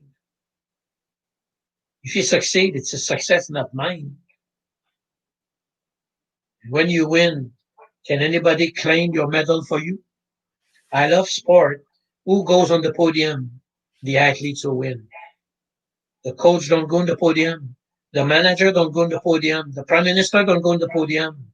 Sometimes the prime minister will give the medal, but don't go on the podium. The one who delivered the performance go on the podium. In the workplace, if the job is well done, who deserves the reward? The one who did the performance or the boss? The workplace is not yet paying for performance. We Mhm. pay for appearance. And for civil servants, even worse, we pay for loyalty. When are we going to go into a world of pay for performance? Pay people for what they do for you, not for the time they spend to you. We don't sell our time. It's my life. I want to live my life. I don't want to spend my time attached to achieve the goal of somebody else. We are on earth to achieve our own goal, our own life. And we have to give freedom to people. The slavery of the modern era is over. It's time we free people. And now we are lucky, thanks to COVID. Is COVID bad? Yes, the COVID is so good. We're learning to work differently. People are learning. I can do my job from home. Should I go back to my office tomorrow morning? It's been 6 months I work from home and I got my paycheck. Why should I go back to my office? Can I stay home? Teacher teach from virtual. They can teach from their house. Should teacher go to school? Oh, because this is the union negotiated with the school board. The teacher must be in the class for 10 years. This is the old way. We have to evolve with the time. And me, I say, COVID is great. The joy of stress. Thank you, COVID. You force us to change. You force us to adapt. You force us to enjoy it. But instead of complaining in our head, we should control what's happening in our body and realize whatever happened, I don't control the stressor, but I can rebalance the impact on my body. I can move out of the sympathetic, dangerous path and go back in the rest and digest relax my body, calm my body. And the easiest way, breathing by the nose. 20, 30,000 times a day you can practice. And you don't need to do alternative if you want. Both nostril if you want. And exhaling, you can exhale by the mouth. Make sound. Play like the children. If you have baby at home, do like them. You just have to do this to baby. And the kids will do the same as you. And it is your breathing practice. Practice with your kids. It will strengthen your diaphragm.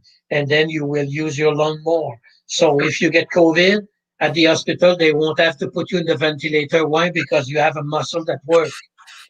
I might have COVID, but I can still inhale by myself. You don't need to put a machine to make me breathe artificially. My muscle is under my control. It's mind control, body mind connection. We have the power to do this. And that's the joy of stress. Stress is not bad. If you stay too long without rebalancing its impact on your body, yes, it's going to kill you. Dr. Anselier proves it. Time to take a break. Everybody know why right now mental health is an issue, because people need a break.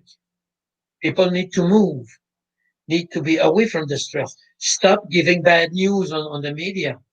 Social media, give good news to people. Good news don't sell. We are buyer, we are consumer of bad news.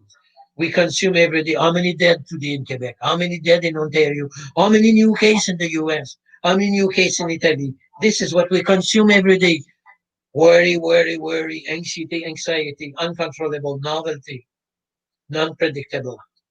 This is no good. I don't want to know that we are compared with France. Why should I know? I don't give a damn. And those who die, they die because they have to die. You know, I'm in nature. This is the fall season. All the trees are lose their leaves. Are we are worrying? Should we protect the trees? Should we cover the trees to prevent the cold? Should we have eating around the trees? But we know that after fall season, follow winter. Many trees won't survive the winter. Many animals will live in the trees. I'm surrounded by squirrels. Many squirrels won't survive the winter. But we know that when spring comes, what will happen? Nature is always the winner. The strong will survive, the weak will die. That's it.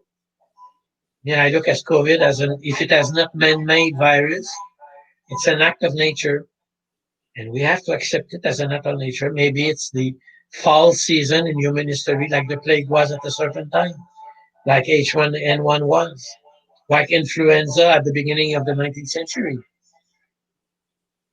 Nature is nature. We have to accept nature. It's time we reconnect with nature. Let's stop disconnecting. And CO2 is not bad. Without CO2, no oxygen absorption. CO2 in the blood is what eases the oxygen to go into the cell. And it is assisted by nitric oxide. Nitric oxide is produced by the sinus, by the nose breathing slowly. So next time you breathe slowly, why? Nitrate oxide. Why? Because I want it to go into my blood. I want nitric oxide to help my cell to absorb the oxygen. My oxygen will always be alive. My skin will be refreshed. People who practice nose breathing normally have skin like babies without taking all these cosmetic, because their cells are alive. They move, they produce. And that's what it's all about. Of course, there is more. This is just a small opening. We have 60 different breathing techniques for different purpose. We even have breathing technique for asthmatic. After 5 days, many asthmatic won't have to use the pump anymore. Of course, doctors and pharmacy don't like us very much when we say this. They make money selling the pump. Pump is a dilator of lung. But if you learn how to use your lung, if you know how to use your diaphragm, you will slowly expand your lung and go deep in the alveolar area of your lungs. So then you don't need the pump to dilate your lung. You'll be able to do it yourself through your diaphragm. Diaphragm is a muscle. It's like a pump. Why they put people in ventilator? What is a ventilator? It's a pump. It pump air in and out because you cannot do it by yourself. The disease make you weak. That's why they put people on a ventilator, because you cannot ventilate yourself. And what we teach is ventilation. And in martial art, martial art, each time you punch, you have a kick. Why? It had power. It had pressure of the lung. The pressure of the air that is released is added. That's the chi energy that moves through your body. It starts from your belly to your visceral, and then it is extended to your arm or your feet when you kick. That's where the energy comes from. And of course, it's followed by sound. Why it is, many people say, oh, martial art is so noisy, they always make noise. You don't understand. It's part of the energy, it's part of the power. Yeah, that's right. And it's all connected with breathing. And of course, martial art athletes are amongst the best. And I also work with shooting people. Many people, shooting is an anti-sport. Other sport, the shooting enemy is adrenaline. Sympathetic nervous system is the danger for shooter. Shooter must be like nearly asleep, totally relaxed, low heartbeat, very heavy on the ground. Even they wear clothes very heavy to feel the heaviness. So it's total rest and digest. And when we did the breath holding, the record in all the athletes in Malaysia was Alex Azahari, a pistol shooter, nearly 4 minutes holding your breath underwater without practice. But she's a shooter. And when you shoot holding your breath. So you exhale, then you aim and you shoot. You have about 7 seconds breath holding, shooting. And of course, years of practicing shooting, she became a master in breath holding. Of course, she sleep like a baby at night, even before a major championship. But she realized that her sport has helped her to develop breathing control. Because we have a breathing pattern in shooting. 3 breathing, then exhale for 7 seconds, hold your breath, shoot. Breathe normally, come back to breathing pattern. So breathing is controlled in many sports. In most of the sport, exhalation is catabolization. To exhale is to exhale. You burn energy when you exhale. Mhm. So that's why it's important to realize you don't lift weight inhaling. You don't lift weight inhaling. You lift weight exhaling. That's catabolization. So it's all controlled. Breathing is the center. I breathe, so I am. What is it to be a human is to breathe. And the human, what is a human? Is the reverse of a tree. A tree absorbs CO2 and produce oxygen. We absorb oxygen and we produce CO2. We are a river. The lung, if you take the lung out of the body, it looks like a tree. It's full of branch and alveoli. It's like a tree. So what is a human being is the opposite of a tree. We absorb oxygen and produce CO2. Tree absorb the CO2 and produce oxygen. Of course, our technology has produced too much CO2 and we cut too much forest. The problem of climate change, stop cutting trees, replant forests. We're lucky in Canada, we have one of the biggest natural forests in the world. We take care of it. We manage our forests. We know what they're doing to Amazonia. You come from Malaysia, you know what they've done to Sarawak. They've cut the forest everywhere. Sabah, there is no forest anymore to cut. Forest is the lung of the planet. It's time we reconnect to nature. We don't need technology. We need nature. We are part of nature. It's time human beings stop disconnecting themselves from nature. Everybody talk about God, God, God. Where is God? God is nature. It's perfect. Let's reconnect to God. Let's reconnect to nature. There's a divine in us. We are a body of energy. We are not bones and muscle. We are 30 trillion cells who need oxygen every second. So when we inhale, we feed 30 trillion cells, not only our lungs. We feed our cells, our skin, our nails. We feed everything. But our mind is not there. We think, oh, we're smart, I'm intelligent. Oh, I have a degree. We're a social animal. We're no more an animal. It's okay. but it's time we reconnect. Me, I say COVID is great. We all face the same stressor. Maybe we should face the same reality. It's time for planet Earth to rest and digest. Too much adrenaline, too much cortisol. It's time to relax. Relax first. Oh, mind, stop thinking too much. Control your emotion. Transform your fear and anger by love. Love of what? Love of everything. Love of being alive. Love of the food you eat. Love of the friend. Love of your neighbor. Love of being on this planet. Thank God it's a blessing. I'm alive. When I read, 1,000 people dead yesterday, thank God I'm not one of them. That's what it is to be a champion. There's only one champion. Thank God it's me. I'm not part of the rest. Mess with the best and fail with the rest. So everyone can be a champion in life. First, take back control of the impact of stress on your body. Do not be negatively affected by what's happening. It's happening, and it's more than just being positive. It's live in the present. Positive is a thinking. Stress is not thinking. Stress is in the body. Release the stress in your body. Reduce your heartbeat. Reduce your body temperature. Oxygen your cells. Produce nitrate oxide. Feed your body. Eat properly. What kind of food? Natural food.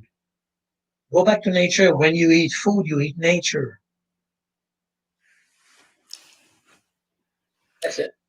Thank you so much, Dr. Gagné.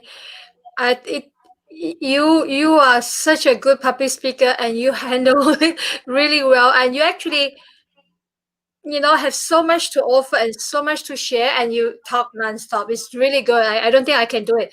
Well, I have to think positive. I can do it. I keep the practice. Yeah. Yeah, thank you so much. I don't want to take a lot of your time, and I like to say to everyone that is out there, we have this recording. If you watch the recording, thank you so much for tuning in, and thank you so much for watching. If you really like Dr. Gagné to share more of his knowledge and experience, do leave us a message below. Okay, that's all for today. Thank you so much. Bye now. Have a good day and have a good weekday and week. And Still good. 96%, 84 heartbeat. My oxygenation is still good. So for me, this was very good stress this morning. I enjoy it. yeah, stress is good for us. Positive stress. And Yes. I really like the way you said that after competition, right? After athlete retire from competition, and they try to be quote unquote normal, they don't feel that normal anymore because, as you said, they are so used to this kind of stress moment, and they feel joy. I like that, but they feel joy under stress. When they do not have that stress, when they retire and back to normal, they do not have that kind of stresses anymore. Then they actually tend to feel depressed or not happy. Therefore, I really feel that way. Actually, it happened to me. The joy of stress is missing. You need stress to be happy. Yeah, people say, Sarah, you have so much energy. You have done this, you are doing that. How did I find that energy? Or sometimes they say, oh, you are so ambitious.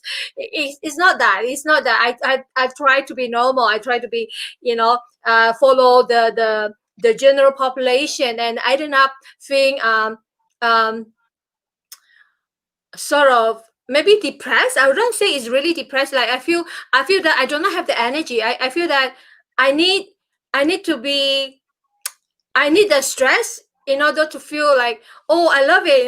When when I have the positive stress, it actually pushes me to work better. Yeah, that's what I want to share. Thank you so Very good much. sharing. Thanks for sharing it. And you could discuss with many other athletes. I work with Nicol David, 25 years, training 6 days a week, twice a day, 50 weeks a year for 25 years. The last 2 years before retiring was very difficult. Try to figure out, should I go back home in Malaysia? She was living in Amsterdam. Now she retired, and now she live in Guatemala, in Colombia. People say, why Colombia? Because Malaysia is too small for me. She spent 25 years in a five-star hotel lifestyle, traveling on the plane, waiting in executive lounge. How can you go back to normal life after that? Very difficult unless you're a multi-billionaire, millionaire. So living the life of the famous, very difficult to go back to normal life. Yeah, it is. I can feel it. It's actually very difficult for high performance athlete to go back to normal life after retirement.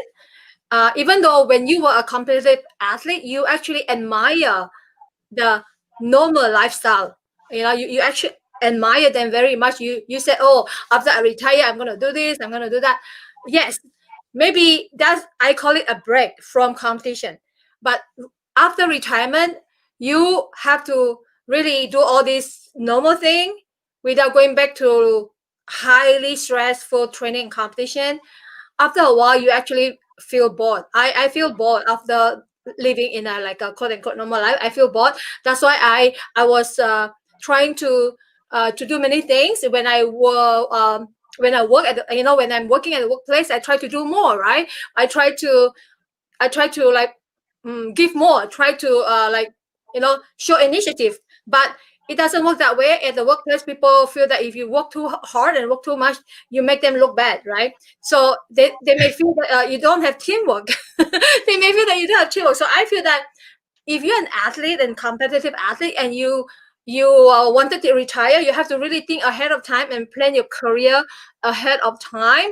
What do you want Yes. to do? So my advice is, just from my personal experience, my advice is you were born differently because God put you into a situation, a position where you actually can use your talent and skill to excel in sports, for your country, for your family. But after you retire, you can still use that kind of talent to do many other things. That's why I started my YouTube channel. That's why I started writing books. I actually completed one book. That's why I'm actually launching my podcast. Not because I want to, people say showing off. Wow, why you want to show off? It's not about that. It's about giving, doing your best. Giving your best to the world. If you are born differently, you need to give the best to the world to help other people because you are different.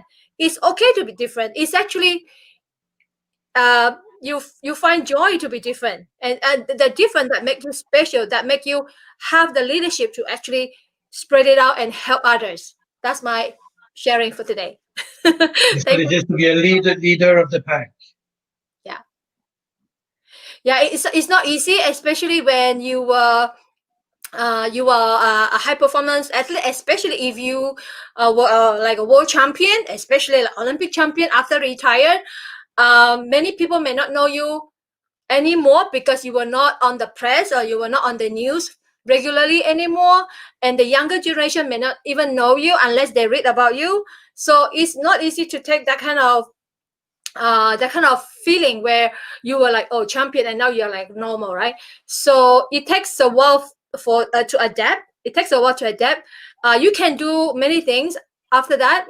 People, we do have success story. I've read many success athlete after they retire, they became very, very successful business men or women, or men or women, and very successful coaches and very successful entrepreneurs, and so on. So yeah, we just need to bring our other side of skill, other side of talent to different part of the world. I mean, different part of community or different part of industry. That's all. Thank you so much. Very good. Bye now. Talk to you. Take Bye. care. Enjoy. It was a pleasure. Yeah, I'm trying to See you end. next time. See you next time. You're gonna share your PowerPoint next time, okay? Okay. Take care. Bye bye. Bye.